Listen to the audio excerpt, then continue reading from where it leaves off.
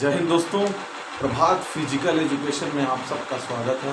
दोस्तों, आज के इस वीडियो में हम बात करने वाले हैं जो हमारे स्पाइनल कॉर्ड से रिलेटेड जो कॉमन पोस्चरल डिफॉर्मिटीज़ हैं उनके बारे में जानेंगे। एग्ज़ाम पॉइंट ऑफ व्यू से कौन कौन से क्वेश्चन पूछे जाते हैं इनसे रिलेटेड उन सारी चीज़ों को हम एक छोटे से वीडियो में कवर करेंगे, तो वीडियो से बने रहिए। इस वीडियो में हम काइफोसिस, जिसको हम राउंड बैक भी कहते हैं, इसके बारे में जानेंगे। लॉर्डोसिस को कवर करेंगे, स्कोलियोसिस, इन तीनों को कवर करने की कोशिश करेंगे। सबसे पहले दोस्तों हम काइफोसिस के बारे में आपको बताना चाहूँगा कि काइफोसिस को हम राउंड बैक भी कहते हैं, जो मल्टीपल बार हमारे एग्जाम्स में पूछे जा चुके हैं। काइफोसिस का अनदर नेम क्या होता है, ये ऐसे क्वेश्चन हमारे यूपी टीजीटी में पूछे जाते हैं। बाकी जो केवीएस का एग्जाम्स है या फिर और एलटी के जो एग्जाम्स है उसमें ये मतलब वन लाइनर क्वेश्चन बहुत कम में रेयरली देखने को मिलते हैं। तो ये क्वेश्चन आपको राउंड बैक जो है काइफोसिस का अनदर नेम, ये या फिर हंच बैक भी इसको बोलते हैं, ये आपको यूपी टीजीटी में हेल्पफुल होगा। ये आपको यूपी टीजीटी में देखने को मिलेगा। अब इसके कारण क्या होते हैं, तो माल न्यूट्रिशन यानी कि कुपोषण हमारे शरीर में, जैसा कि हम सबको पता है कि एक प्रॉपर मात्रा में सारी चीज़ों की ज़रूरत पड़ती है, जैसे चाहे वो प्रोटीन हो या कार्बोहाइड्रेट हो या फैट हो, हर चीज़ का अपना अपना उपयोग है और अपनी अपनी ज़रूरत है और अपना अपना रिक्वायरमेंट है। उससे ज़्यादा भी नहीं लेना, उससे कम भी नहीं लेना। तो अगर हम सारी चीज़ों को एक प्रॉपर वे में, प्रॉपर मात्रा में अगर हम लेते हैं तो इनसे हम बच सकते हैं। अगर इनकी कमी हम अपने बॉडी में करते हैं तो ये कहीं ना कहीं काइफोसिस का कारण भी बन सकता है, काइफोसिस का कारण भी बनता है। कंधे पर अत्यधिक भार लेकर चलना दूर तक, जैसा कि हम देखते हैं कि एक तरफ हम अपने कंधे पर भार लेकर के बहुत दूर तक चलते हैं, जिससे क्या होता है, हमारे जो स्पाइनल कॉर्ड है ये हल्के से टेढ़े हो जाते हैं और ज़्यादा दूर चलने से वो शेप में आ जाते हैं, जिससे कि जो काइफोसिस है वो हो जाता है। तीसरी चीज़ है कि अगर हमें बोन से रिलेटेड कोई बीमारी हुई है, अगर बोन से रिलेटेड बीमारी हो जाएगी तो क्या होगा, बोन से रिलेटेड बीमारी होगी तो हमारी जो हड्डियां होंगी वो कमज़ोर हो जाएंगी, यानी कि भार सहन करने की क्षमता उनमें कम हो जाएगी और वो विकृति लेंगी, यानी कि अपने अजीबोगरीब आकार में आ जाएंगी। ये भी एक कारण होता है काइफोसिस का। तीसरी चीज़ वीक मसल, हमारी कमज़ोर मांसपेशियां भी काइफोसिस का कारण बनती हैं। और बहुत सारी जगहों पे आप देखते होंगे, कुछ लोग होते हैं जो झुक के चलते हैं, ऐसे चलते हैं और उनकी आदत, हैबिट बन जाती है चलने से। उसमें भी क्या होता है, हमारे जो क्या नाम है, काइफोसिस जो होता है वो पीछे की तरफ ज़्यादा देर तक मुड़ने से वो डिफॉर्मिटीज़ होती हैं। अब इसके उपाय क्या हैं कि इससे कैसे बचा जाए, तो सोने के दौरान आप पीछे की तरफ तकिया लगा सकते हैं। पीछे जो हमारा ये स्पाइनल कॉर्ड है, सेंटर में जो हमारे स्पाइनल कॉर्ड का बीच का जो भाग होता है, जो लंबर होता है, वहाँ पे हम अपने एक बहुत बड़े नहीं, मतलब छोटी सी तकिया लगा करके हम सो सकते हैं और इससे निजात पा सकते हैं। कुर्सी पर बैठते समय हमेशा सीधा बैठना, बहुत सारे लोग ऐसे बैठते हैं, ऐसे बैठते हैं, ऐसे बिल्कुल नहीं बैठना। अपनी जो सबसे नीचे कोकैक्सी बोन के जस्ट ऊपर, उसको एकदम से जो चेयर होता है उसके एकदम से नीचे में सटा करके बैठते हैं। अगर हम एकदम अच्छे से बैठें और अपने जो स्पाइनल कॉर्ड है उसको सीधा करके बैठें तो भी इस डिफॉर्मिटीज से हम बच सकते हैं। उचित आसनों का प्रयोग, कौन से आसन है, तो इसमें धनुरासन और अधोमुखासन, धनुरासन को भी हम कर सकते हैं, अधोमुखासन ये भी बहुत बार, मल्टीपल बार हमारे एग्जाम्स में पूछे जा चुके हैं कि जो काइफोसिस है इसके लिए हम, इसके बचाव के लिए, इसके उपाय के लिए हम किस आसन का प्रयोग करते हैं, और आपको ऑप्शन में धनुरासन या अधोमुखासन दिखेगा। तो धनुरासन और अधोमुखासन भी अच्छे तरीके से प्रॉपर करने से अगर काइफोसिस हुआ भी है तो बहुत हद तक उससे लाभ पहुंचता है। अब हम दूसरी चीज़ आएंगे लॉर्डोसिस पे। लॉर्डोसिस क्या होता है, लॉर्डोसिस को हम अनदर नेम इसका स्वेबैक है, जो बहुत बार टीजीटी के, यूपी टीजीटी के या यूपी टीजीटी के क्वेश्चंस में पूछा जा चुका है, उसके एग्जाम्स में पूछा जा चुका है। इसके कारण क्या है, ओबेसिटी, हमें पता नहीं होता कि क्या खाना है, कितना खाना है, और हम कुछ भी खाते चले जाते हैं। कभी कभी ऐसा होता है किसी दिन हम प्रोटीन की ज़्यादा मात्रा ले लेते हैं, कभी कभी ऐसा होता है कि हम फैट की ज़्यादा मात्रा ले लेते हैं, कार्ब की ज़्यादा मात्रा ले लेते हैं। मतलब कि हमको ये नहीं पता होता है कि हमको किस वे में कितनी मात्रा में सारी चीज़ों को लेना है। ये जानना बहुत ही ज़रूरी होता है।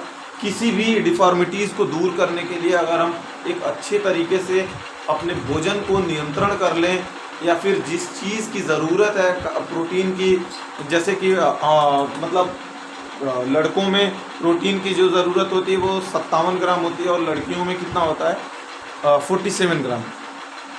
तो अगर हम उसको बना करके चलें, और जैसे कि फैट का जो है, कार्बोहाइड्रेट का जितनी मात्रा डेली रूटीन में चाहिए हमारे बॉडी वेट के अकॉर्डिंग और हमारे फिटनेस, हमारी लंबाई के अकॉर्डिंग, उसको अगर हम ले करके चलते हैं तो बहुत सारी डिफॉर्मिटीज़ से हम बच सकते हैं। आते हैं इस पे ओबेसिटी, यानी कि ज़्यादा मात्रा में अगर हम खाते हैं हमारे मोटापा हो जाता है हमारा। तो ये जो स्पाइनल कट है वो हमारे वेट को सहन नहीं कर पाता है, और कहीं भी मतलब एक तो लेजीनेस होता है।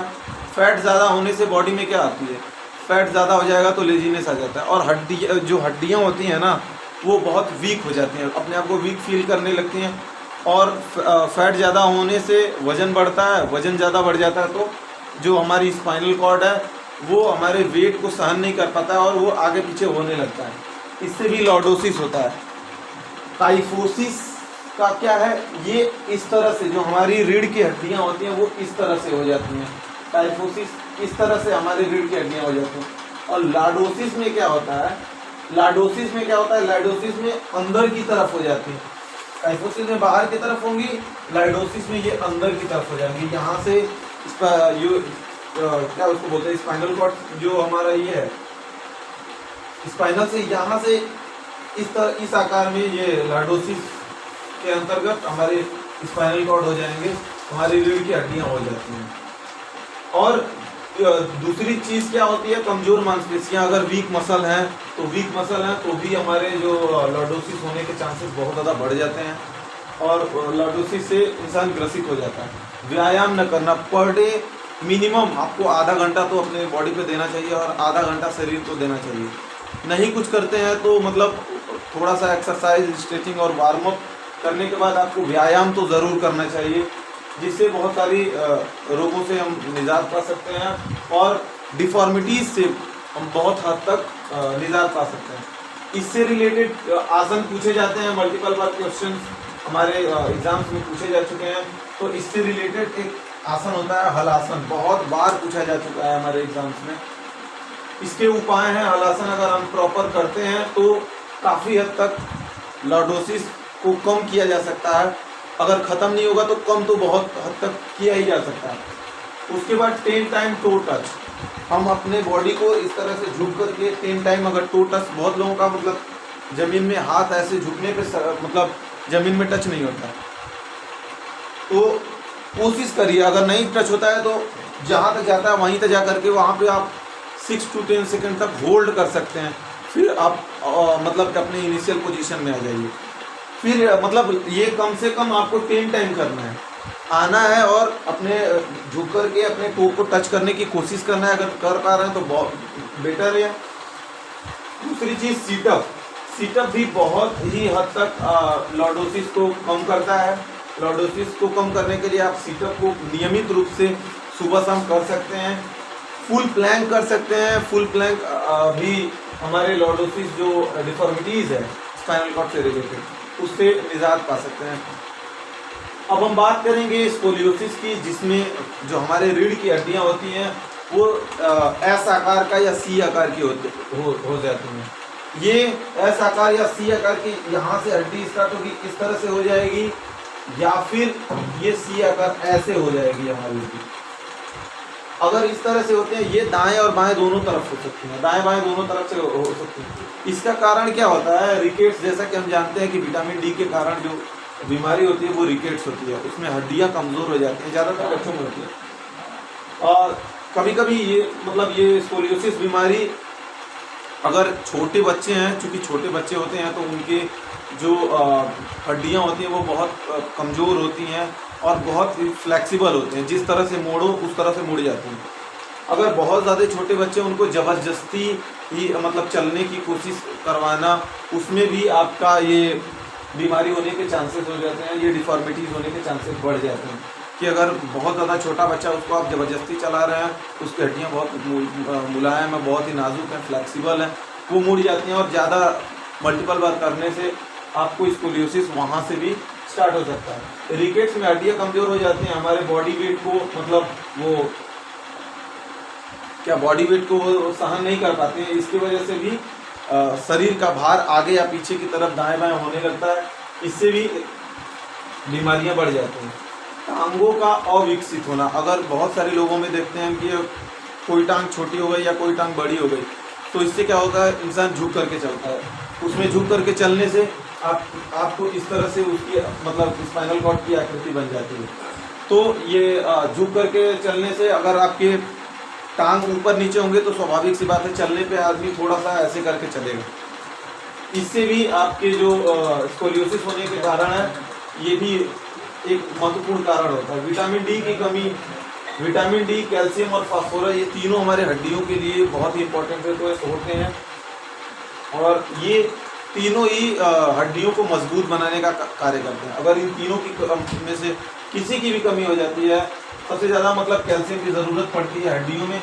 अगर कैल्शियम और फास्फोरस और विटामिन डी, इन तीनों में से या तीनों की कमी हो जाती है या तीनों को प्रॉपर मात्रा में हम नहीं ले पाते हैं, तो भी हमारी हड्डियां कमज़ोर हो जाती हैं, जिससे बॉडी कंट्रोल में नहीं होती है या बॉडी का जो वेट होता है वो हमारे स्पाइनल कॉर्ड से थोड़ा सा दाएं बाएं होने लगता है। इसकी वजह से भी स्कोलियोसिस डिफॉर्मिटीज़ होने लगती है। जोड़ों के रोग, अगर जोड़ों के रोग हों, जहाँ पे हमारे जॉइंट्स हैं वहाँ पे अगर कोई डिफॉर्मिटीज़, अगर कोई रोग हो जाता है, तो वहाँ पे भी हमारे जो बॉडी है वो अनकंट्रोल हो जाती है। अनकंट्रोल होने से मतलब शरीर दाएं बाएं आगे पीछे होने लगता है, और ये मतलब जब एक प्रॉपर मतलब वो आदत बन जाती है, क्योंकि हड्डियां कमज़ोर होंगी तो बॉडी वेट कवर नहीं कर पाएंगी, इससे दाएं बाएं होने से आपको स्कोलियोसिस देखने को मिलेगा। उपाय इसके क्या हैं? अर्ध उत्तानासन हम कर सकते हैं। अगर पूछे कि मतलब आपके एग्जाम्स में स्कोलियोसिस से रिलेटेड कौन से आसन को हम कर सकते हैं इससे निजात पाने के लिए, तो आप अर्ध उत्तानासन को ध्यान में रखेंगे कि अर्ध उत्तानासन करने से स्कोलियोसिस बीमारी से निजात पाया जा सकता है। विपरीत दिशा में व्यायाम, यानी कि अगर हमारी स्कोलियोसिस में अगर इस तरह से झुकी हुई है तो हम इस तरफ से झुकने वाले कोई व्यायाम कर सकते हैं, उससे भी बहुत हद तक निजात पाया जा सकता है। हॉरिजॉन्टल बार को पकड़ करके लटकना, यानी कोई हॉरिजॉन्टल बार है उसको पकड़ करके अगर आप लटकते हैं, तो अगर आपका बॉडी शेप ऐसे है या सी वे में है तो भी वो फ्लेक्सिबल होगा या मतलब खिंचाव उसमें उत्पन्न होगा, तो उससे भी स्कोलियोसिस में बहुत हद तक मदद पाया जा सकता है। ये आज के वीडियो में मैं एक छोटा सा वीडियो ही बनाया हूँ। आज पहला टॉपिक था मेरा, तो मैंने सोचा इस वीडियो को बहुत ज़्यादा बड़ा नहीं किया जा सकता है, और छोटे टॉपिक में आपको इस वीडियो को मैंने बनाया है। जो चीज़ें इंपॉर्टेंट थी हमारे एग्ज़ाम से रिलेटेड, उन सारी चीज़ों को कवर करने की कोशिश किया हूँ। डेली आपको ऐसे ही वीडियोस मिलते रहेंगे। वीडियो की जो लेंथ है वो बड़ी आपको मिलेगी, नो डाउट। आज ये लेंथ थोड़ी सी छोटी हो गई होगी, लेकिन वीडियो की लेंथ आपको बड़ी मिलेगी। अगर आप फिजिकल एजुकेशन से जुड़े हैं और हमारे चैनल से नहीं जुड़े हैं तो चैनल से जुड़ें।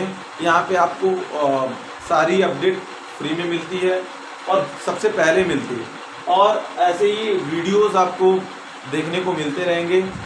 जय हिंद दोस्तों, उम्मीद है ये वीडियो आपको पसंद आया होगा। पसंद आया तो लाइक करें, अपने दोस्तों में शेयर करें। जय हिंद।